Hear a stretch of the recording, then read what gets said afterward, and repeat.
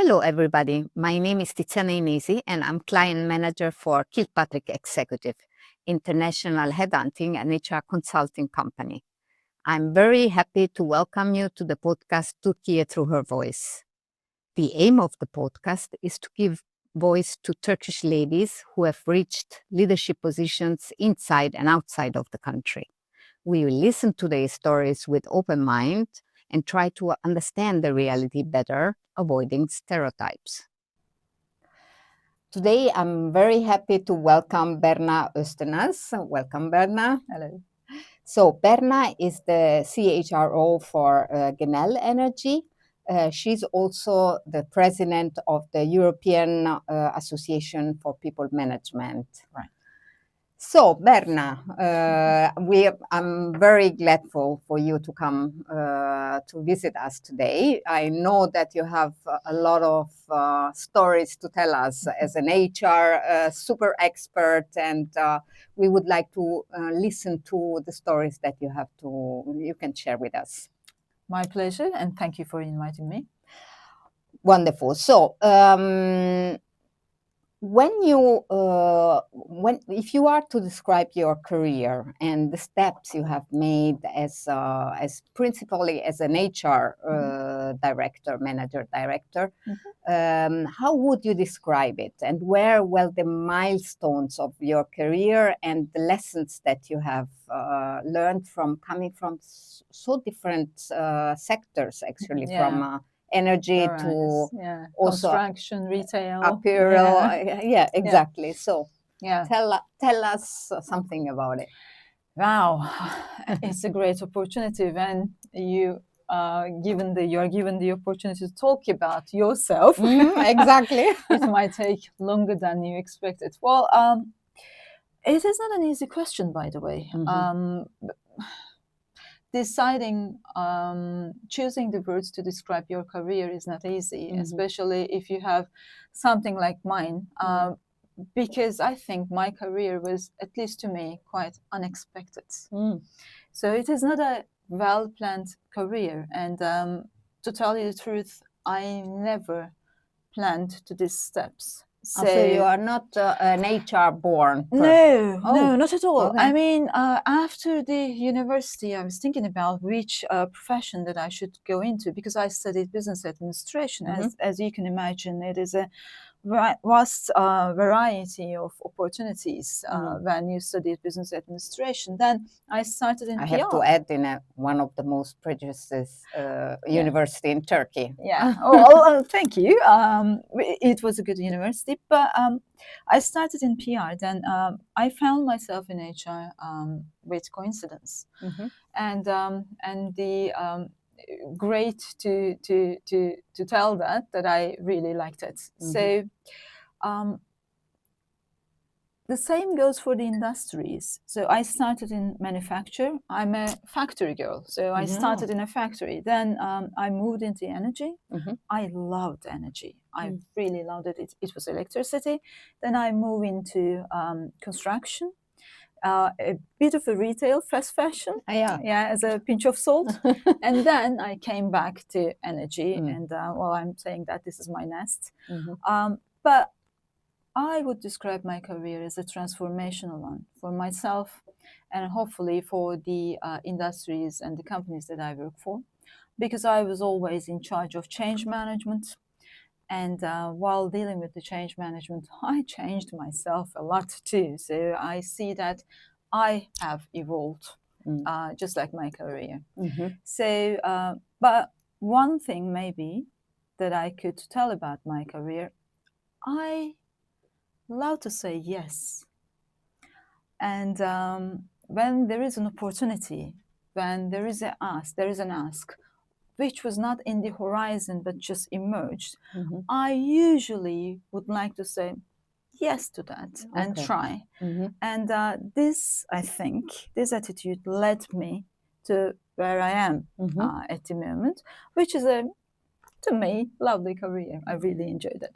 Well, it's an interesting career. Thank you. Is there any sector? I mean, I feel energy is somehow, but also you said I'm a factory girl. So if you were to choose your sector of heart, well, I would go with energy because the purpose is really important, isn't it? So I kind of see my place in energy, and I'd like to help to make the earth round, you know. So when you work for energy, you could see the direct impacts of what you do, and it is quite quick.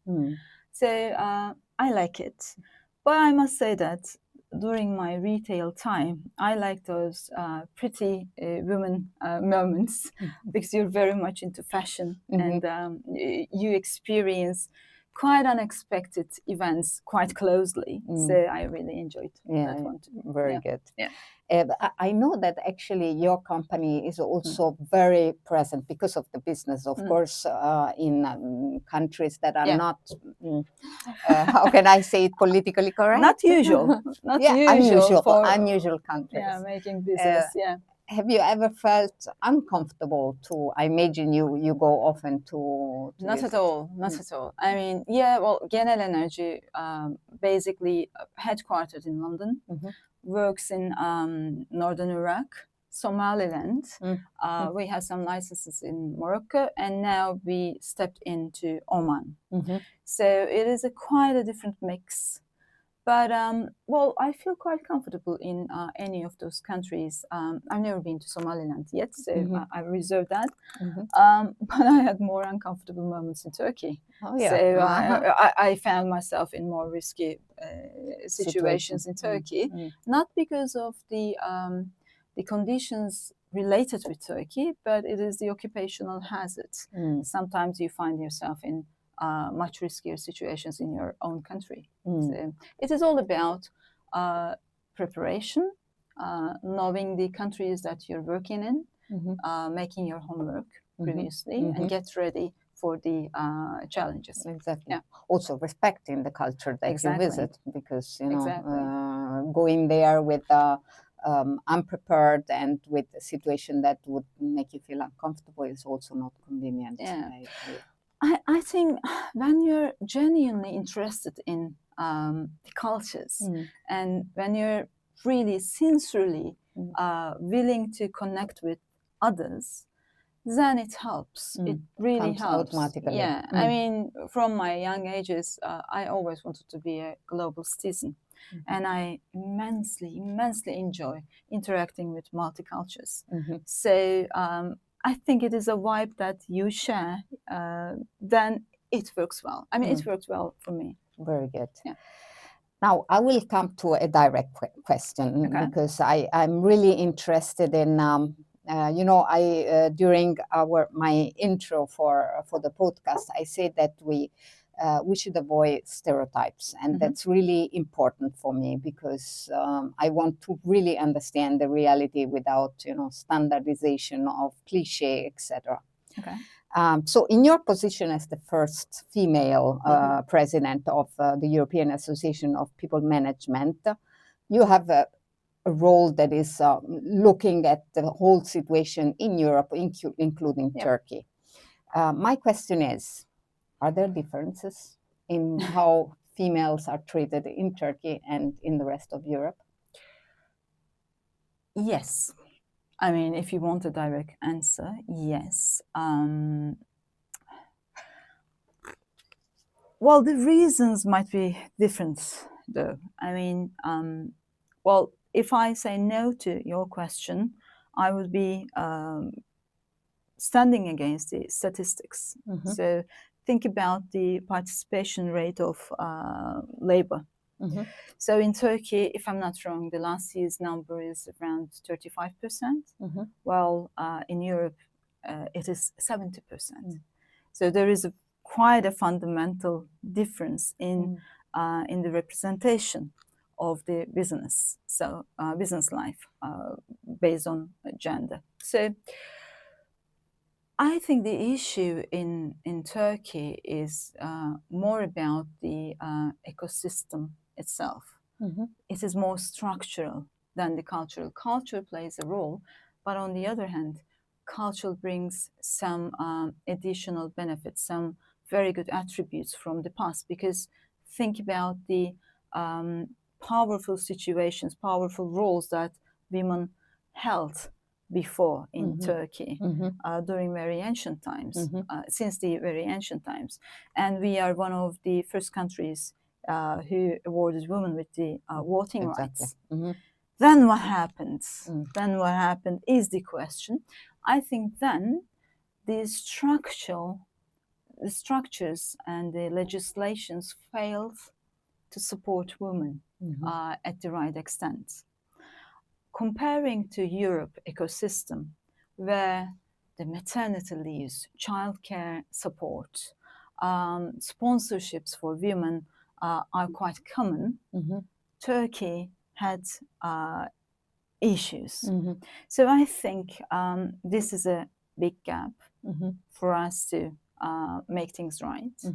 And again, anti-gender gap, we're at 127, if I'm not wrong, out of 146 countries in gender gap in World Economic Forum. So sorry for throwing statistics. No, numbers are important. Yeah, numbers don't lie. No. Yeah. So on the other hand, when you look into only metropoles, what you see can be an illusion indeed, because in metropoles women are much more empowered. We generally have quite good conditions of work, and we have sponsorship, we have support systems, but it is not the truth for the whole country. So there is a long way ahead, and I don't think that it can be fixed with goodwill or good leadership. It helps. Everything would help. So, and I am putting a lot of value on the efforts that everybody's showing, but it is more structural problem, and it should come from the top of the country, from the toppest, highest leadership levels. To this, this leads to another question I have. Do you think that, let's say, this kind of support for ladies can come from basically from two sides, the private companies and also the government? So from these two entities, do you see any measurements that still could be and should be put in place in order to support females, contribution in a working environment? I think these two are quite intertwined, aren't they? I mean, it is difficult to divide the the governmental sectors or the lead of the country from the private sector, because I mean, one listens to another. So, but of course, the leadership. When leadership has the vision to reach, the others will follow. But of course, the demand from the private sector will also shape the leadership. So I believe that it is quite related with each other, kind of overlapping in interrelated with each other. Therefore, I do believe that demanding, asking for more, and pushing the boundaries and be present when things were under scrutiny is important. Those are all important steps that could help. That is why I put a lot of value on the NGOs works, and like what TÜSİAD does, what Perion does, what Yönetim Kurulu'nda Kadın does. Those NGOs are really working well, but it is not enough. It is not enough. Again, a long way to go. Long way to go. Yeah. But again, on the participation of females on the as a working force, I share with you now my perception, and we say that it goes together with numbers. Also perception is important. I have the perception during my almost 20 years in Turkey that there is a difference between general participation to the working force and leadership positions. So that leadership positions are actually not, there is not such a big gender gap in the leadership position, but there is an enormous, or a big, let's be more polite, a big gap in the, let's say, middle management or even lower participation for these roles rather than the highest. My perception might be in line with yours, because I was thinking, when I was heading the Parian Association, during our congresses, we were trying to find female general managers, CEOs. And I'm talking about maybe 5-6 years ago. And it was really hard to find, couple of general managers, female general managers. And now look around you and you see a lot of top executives, female top executives. In technical as well, in retail as well, in quite, unusual sectors, even you see female representation. That doesn't reflect at the same level to the parliament, which I find it very important. I don't think that women representation is at the right level, and it is one of the main problems to me, that, one staying behind the other. Exactly.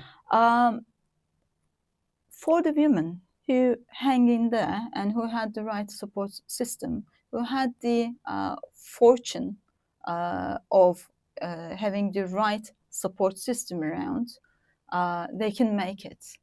But many women have to leave, and the careers at the early stages of their life, because early stages of their motherhood, for example. Yes. Also, I think Turkish society is heavily relying upon women still. We are the ones who is responsible from taking care of our elderlies. We are the ones who are primary responsible, mostly of the taking care of the children, and we are the ones who keep the house ongoing. All the errands and that kind of a hidden labor need. It's upon our shoulders. So I think it is difficult to leaning in when you have so many responsibilities. Is it getting better?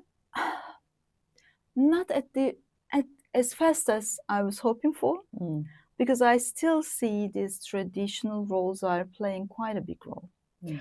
I was in a webinar a couple of years ago during COVID, and one of the participants was the general manager of quite a good energy company, and she said, "Wait, I need 5 minutes because I need to put the laundry away."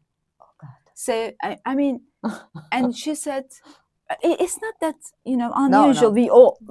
We all were doing those kind of things, of course." But she said, "It's always on me. My husband couldn't care less." Okay. So I told myself, "Oh my God, it's still here." Yeah, still here. So I think we need to be sincere and open about this fact. Of course, it is not only because of that. There are many structural issues keeping women behind. We are talking about a country, a geography where being a woman is a brave thing alone. So yes. We have all the murders and everything. So sometimes the safety of women is an issue. So, but let me close this with a positive note, please.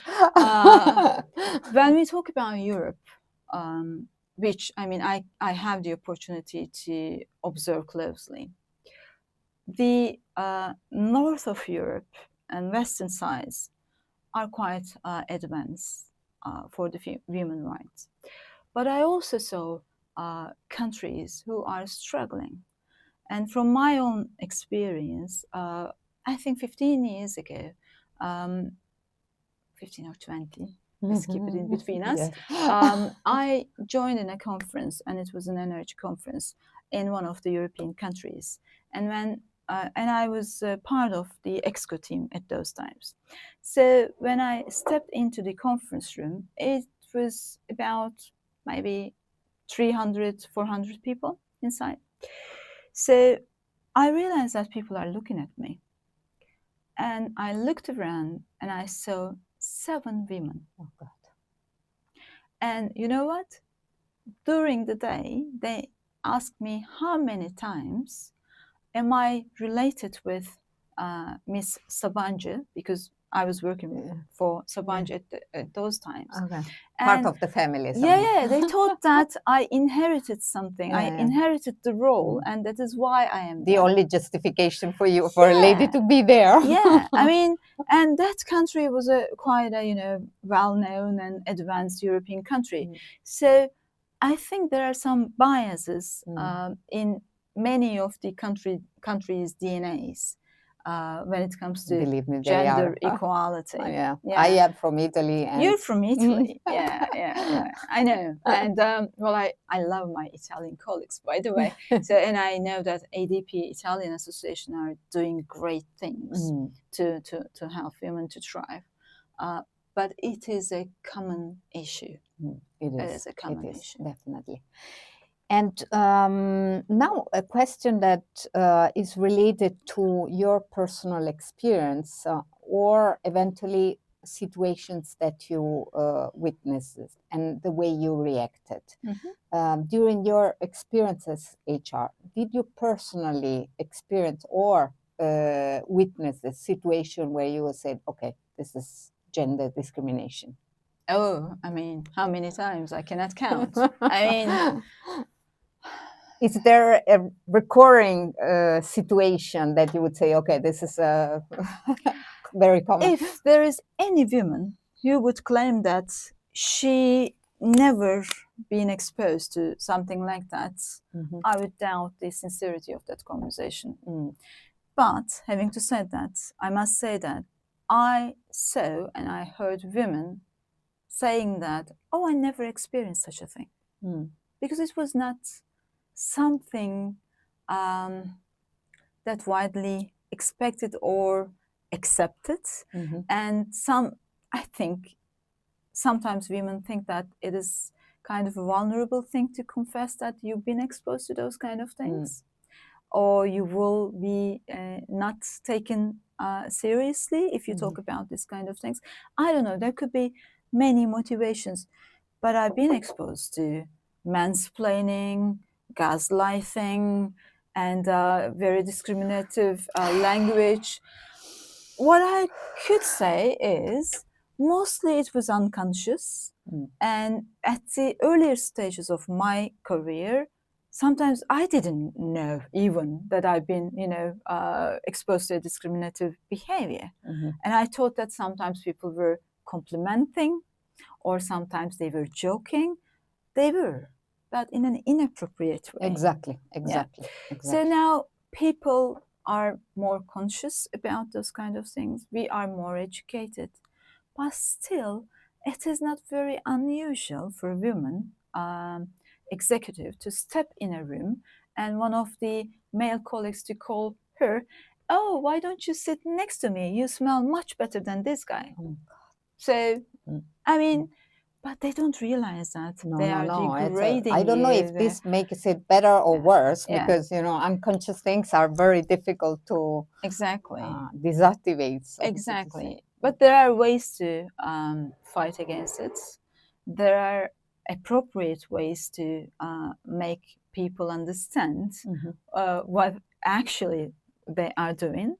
And I think trainings, leadership language, and speaking up is really important. Speaking up is important in the right tone, in the right way. I mean, I think we could easily separate the good from the evil. And if there is a good, but some kind of unconscious accidents you need to make it right. You should not just close your eyes and think that, oh, it's just a joke. I mean, oh, he didn't mean that. No. He meant that. Maybe not with a, Bad malicious intentions, but he shouldn't have. So, or she shouldn't have, by the way. It happens between women, amongst women as well. Of course. So, you need to find good ways to talk about it. You should not just bury it under. In Genel, for example, this year we went through a training, and we started with the board. We are not required to give a training to the board. And our own female lawyer and HR manager, they worked on it and they trained the board members. See the beauty of it. Yes. So, and things are changing. We need to keep up. We need to check ourselves as well. Are we behaving? Am I behaving properly? So, I must say that I also corrected myself many times, and I realized that some of the things that I was doing was widely inappropriate, not on malicious intentions, but I didn't know. So now I think we know better, and if we know better, we need to help the others know better. Very good. Yeah.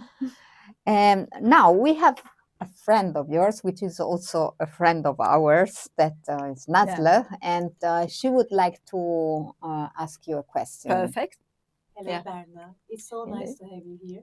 Hi, I know that you have a book project in your mind for quite some time. And what will it be about? I'm so curious, actually. We never talked the details with you. That's correct, isn't it? We haven't talked about it. Well, indeed, I'm working on 2 book projects because it's a bit of a crazy thing, I know. But one is about leadership, because that's one of my passions.